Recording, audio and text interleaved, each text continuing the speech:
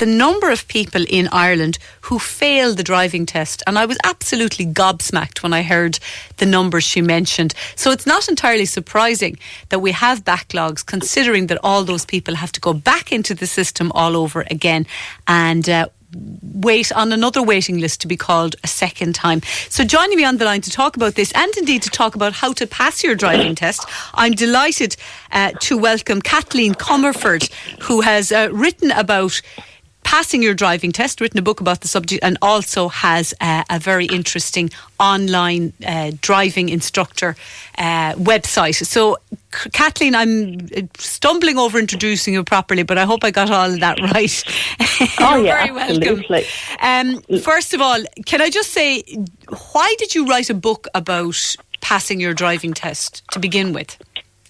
Hi Deirdre, thank you for having me on the show. I've been a driving instructor in Dublin since 1999, and I've been preparing people from beginning to going through to their driving test, and predominantly a lot of them would pass, but then some of them would fail, and there would be different reasons why they failed, and a lot of it was just lack of information or understanding it, and we all learn in different ways. So a lot of times then after I wrote the book, students would come back and say, I know that you told me that 100 times, but when I'm sitting in the car, I can't process it. But when I sat at home at the kitchen table, I totally understood it in a different level. Okay, and that book is out since when? 2018. Okay, very good. And it's probably needed as much today as it was back then. Tell me those. Oh yeah, absolutely. Tell me those stats you gave us. You gave me earlier when we spoke off air, Kathleen, about the numbers of people who sat the driving test in 2018.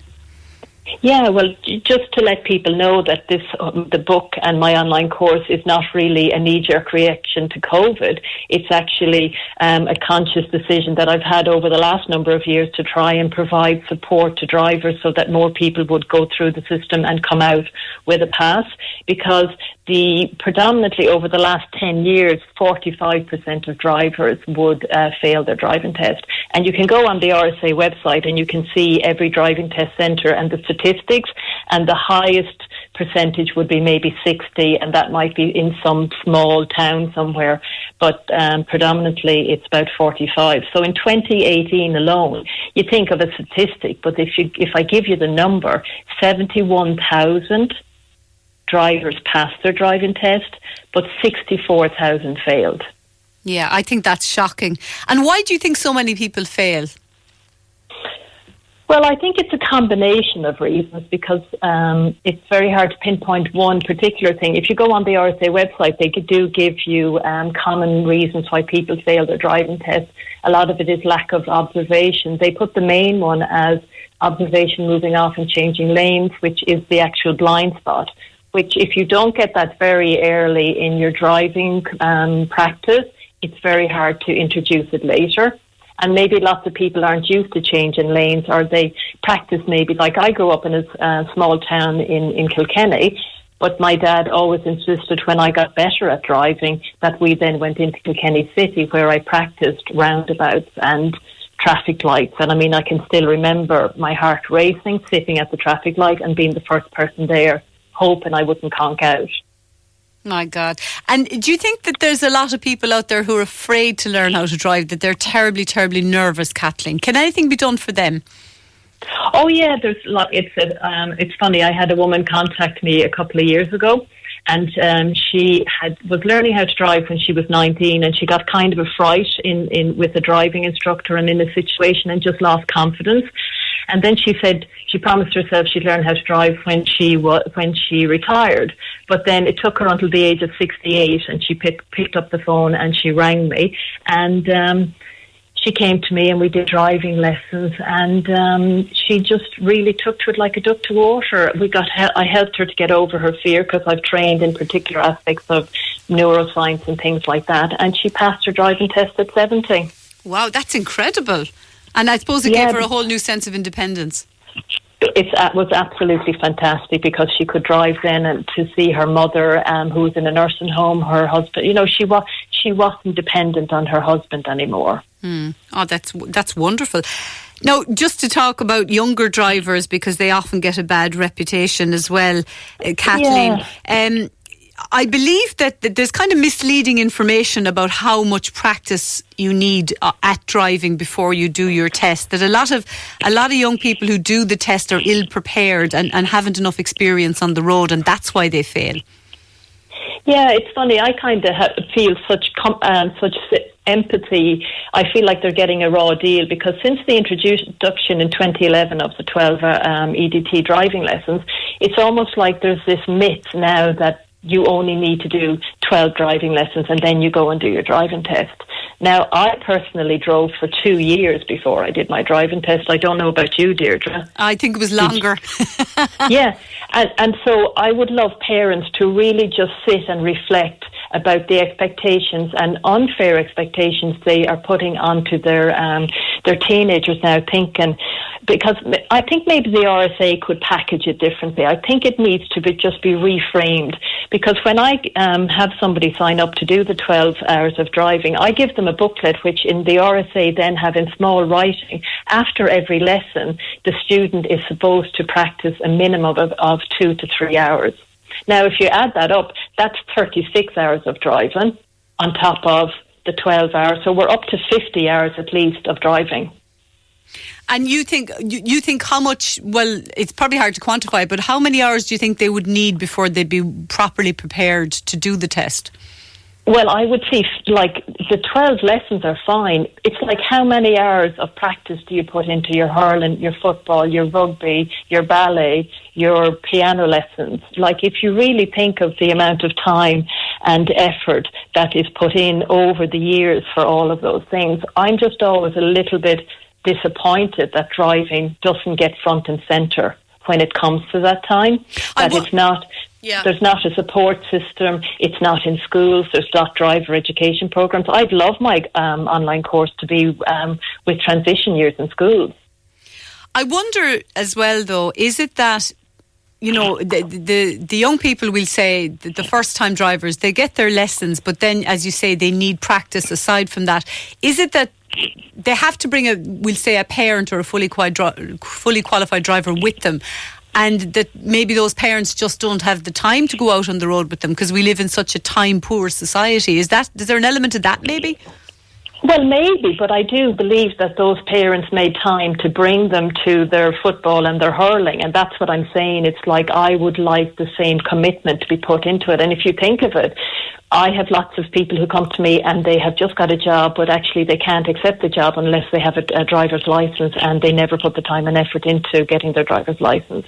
So they go to you and they kind of expect miracles, and they want you to get them to pass the test straight away. Yeah, and that's awful pressure, like, you know. But I mean, whereas if that came just organically from 17, 18 or 19 after you're leaving cert while you're in college, let's just do my driving test as well, then I do think that it would happen. But I do like people have this false idea again that you could drive on your own unaccompanied years ago. I'm 52, and when I was 17, I knew that I wasn't allowed to drive unaccompanied. That law was always in existence, and I didn't drive for 2 years without my father beside me. But as you say, I suppose a lot of parents out there probably would say they don't have the time to put the hours in. But as you say, if they put the hours in for other things, they should put it in for driving. What's your best advice for any young person who hasn't learned how to drive yet, or maybe any parent listening who's thinking of letting their son or daughter learn how to drive? What pointers would you give them? Yeah, well, like I say, somebody rings me and I pick up the phone and it's a parent and they want to book in their student or they want to book in their teenager for driving. The first question I always ask them is, does their child want to drive? Because sometimes the parent might want it, but their child isn't ready yet. So really, to be encouraging them all along. I mean, I have nieces and nephews, and we'd always, from the age of 3 or 4, they'd be reading road signs and reading road markings and just really making them conscious of the road, because anyone can eventually drive a car, but the RSA stands for road safety, so you need to learn how to drive the road safely. So to integrate it and give them, lead by example, show them good driving practice and things like that, so that they can be safe and smart, which I'm sure every parent wants their child to be safe on the road and a really smart driver, because driving is for life and your life depends on it. A listener wants to ask you, how will you know that you're ready for the driving test?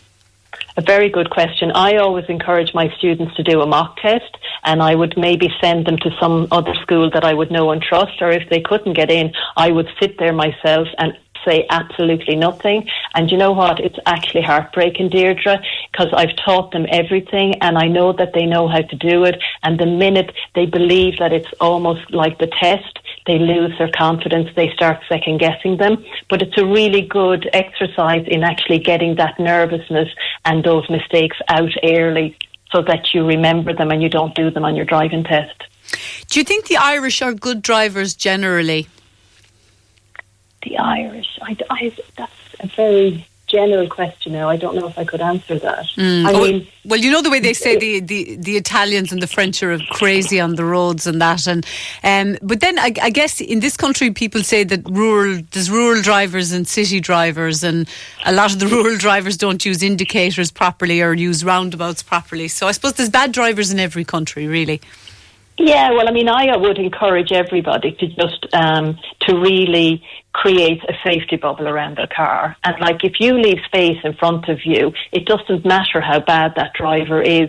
Their bad habits or the bad driving is not going to impact on you because you've left room for that error. Yes, that's very true. And I mean, a lot of people, when I'm driving and people are inches from the back of me and tailgating me, I don't understand why they have such little value for their life that they've actually put it in my hands. Yeah, that's a very good point.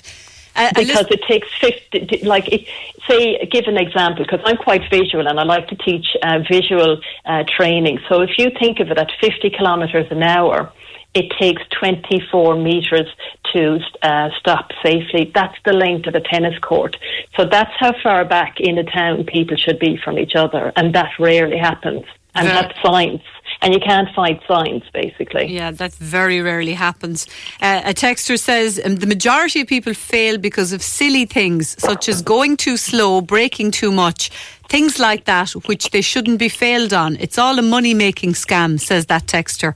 Any thoughts on that comment, Kathleen? Yeah, well, it's funny that a lot of people do fail their driving test for going too slow. And there's kind of two reasons why they do that. One of it could be that they're really, really nervous.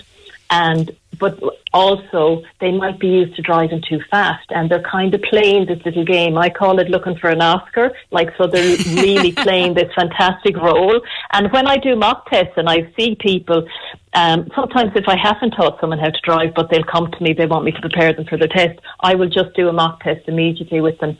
And honest to God, the antics of them in the car and sweeping their head this way and that way. And I say, listen, I'd have to stop the mock test and say, this isn't an Oscar nomination. You look at your mirror without moving your head dramatically because you just want to see that you're safe. And I mean, that's what's wrong. I think sometimes people don't trust that a tester can actually know what they're doing. Whereas when a tester gets into the car, they push this car seat the whole way back and they sit there and they watch your eyes and the middle mirror to see where your eyes go. Tell us a little bit about your website before we let you go, Kathleen, because a lot of people want to know about the book and about the website. Okay, so my website is called ipassmydrivingtest.ie because I like it to do exactly what it says on the tin, as they say. And on it, then there's you have access to my book, Pass Your Driving Test in Ireland. I also have an e-book, which is like 101 tips, so it's a nice little refresher for people preparing for their driving test. And then I have... So the driving tester sits in your car and they have a sheet with 17 sections in it. And what I have done is put together 17 particular videos that break down every section of the driving test and explain it in detail. But actually there's more than 17 videos. So it's like the only test in the world. You have few exams that you can do where you actually know what you're going to be asked to do before you do the test. And here's all the answers to the exam. Well, there you go. That makes it very simple for people. So the website is ipassmydrivingtest.ie, and I presume there's information on that as to how to get the book. Oh yeah, the book. Once you click the picture of the book, you can buy it from the publishers O'Brien Press. And if you buy an online course, I will give you the book for free, and I also give free consultations. Then I had a guy who just recently bought it in Limerick, the course, the driving test course. I had a chat with him, sent him the book, and he contacted me to say he passed his test. And I never sat in the car with him, and I just think that's really, I'm delighted with the result of that. Brilliant. Well, listen, I'm going to leave it there, Kathleen, because we're out of time. But thank you so much for chatting to us this afternoon and bringing us up. Thanks for having me. Yeah, my pleasure, my absolute pleasure. Okay, take care, Deirdre. Bye, Kathleen. That was Kathleen Cumberford there, author of Pass Your Driving Test in Ireland. That's published by the O'Brien Test, and you can also find out more about what she does on ipassmydrivingtest.ie. I'd like to know, by the way, if anyone out there did their driving test in the last couple of years, what were you failed on, and what was your observation on it? And maybe there's some of you out there who took a good few times to pass your driving test. We're on 083 300 3300. Just one final word before we go to break on this. Listener's been in touch and says, as a regular visitor to Ireland pre-COVID, I would say the majority of Irish drivers are mad on the roads, and a lot of them are in a rush to the crematorium. There's a thought for you.